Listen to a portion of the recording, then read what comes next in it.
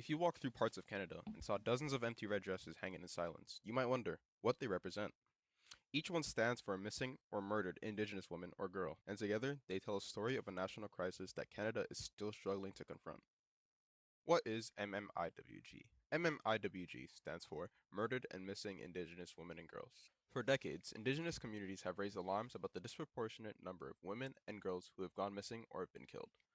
Estimates suggest thousands of cases across Canada, but this isn't about numbers. This is about families left without answers, communities dealing with trauma, and a pattern of violence that many say was ignored for far too long.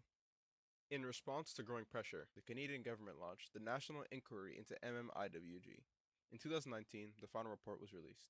It concluded what Indigenous women and girls face is not random violence, but part of a systemic issue and described as genocide. The inquiry pointed to deep rooted failures in systems like policing, child welfare, healthcare, and government policy. And it didn't stop there. It issued 231 calls for justice, concrete actions meant to address these failures and prevent further harm. One of the most powerful symbols of this movement is the red dress. Originating from the Red Dress Project, these empty dresses represent the absence of those who are missing. They are often displayed in public places, schools, streets, and parks, forcing people to stop and reflect. Every year on May 5th, Red Dress Day, communities across Canada hold vigils and events to honor the victims and demand change. But how the story is told matters. When the report came out, some media outlets focused heavily on political debates, especially the use of the word genocide. Others chose a different focus. They highlighted the voices of families, survivors, and Indigenous advocates. People have been demanding justice for years. This difference in coverage shapes how the public understands the issue. Is it political controversy, or is it a human rights crisis that demands urgent action?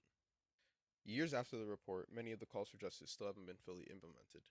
Advocates continue to push for accountability and real systemic change. Meanwhile, communities continue to mourn, remember, and speak out, because for them, the issue has never gone away.